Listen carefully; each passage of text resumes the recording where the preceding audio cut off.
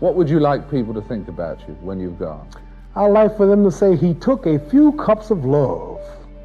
He took 1 tablespoon of patience, 1 teaspoon of generosity, 1 pint of kindness. He took 1 quart of laughter, 1 pinch of concern, and then he mixed willingness with happiness. He added lots of faith, and he stirred it up well. Then he spread it over a span of a lifetime, and he served it to each and every deserving person he met. I studied life, I studied people, and I'm educated on this. But when it comes to reading and writing, I may be illiterate in that. But when it comes to common sense, when it comes to feelings, when it comes to love, compassion, heart for people, then I'm rich. Yeah. I wrote something once that says, where is man's wealth? His wealth is in his knowledge. For if his wealth was in the bank and not in his knowledge, then he don't possess it because it's in the bank. You understand? My wealth is in my knowledge. If I'm a spokesman for my people, and I want to represent my people, and I don't want to be a bad representative. I can't be blind, because the blind lead the blind, they all fall in the ditch. My head got big, and I started thinking it was my training camp and my boxing ability that kept me where I was at, and God punished me, and he gave me a good whooping. He broke my jaw in the second fight, and he got me whooped and knocked down in the Frazier fight, and I realized I wasn't that great after all. So I had to get not only together physically, but spiritually. For this fight, I've prayed every day for 5 days, 5 times a day for the past 4 months.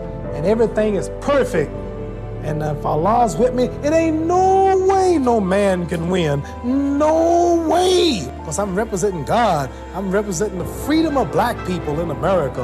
I want to be the one black man who stands up and look at white people and tell the truth, who don't sell them out, who don't Uncle Dom, who don't promote cigarettes, don't promote whiskey, take his fame to uplift his little brother in the ghetto. How do we treat each other? How do we help each other?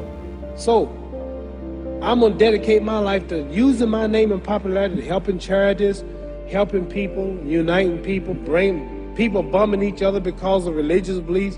We need somebody in the world to help us make peace. So when I die, if there's a heaven, I wanna see it. Because we live how long? 80 years? The odds are everybody in this room, some of you gonna be dead 20 years from now, some of you gonna be dead 50 years from now, some are gonna be dead 30, and some are gonna be dead 60, 70 years from now. We all gonna die soon. And if you live to be, say, 125 years old, which we don't do, right? Let's say we live to be 250, and you can have sex for 145 of those years. You're gonna come to the end after that.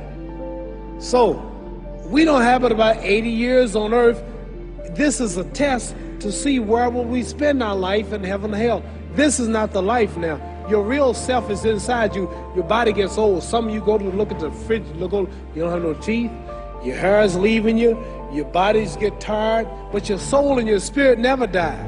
That's going to live forever. So your body is just housing your soul and spirit. So God is testing us on how we treat each other, how we live, to see where our real home be in heaven. So this physical stuff don't last for so long. So my car, this building is going to be here when the man who built it dead. There have been many kings and queens of England. They're all dead. After this one is gone, another one will come. So we don't stay here. We're just trustees. We don't own nothing. So what am I saying? The most important thing about life is what's going to happen when you die.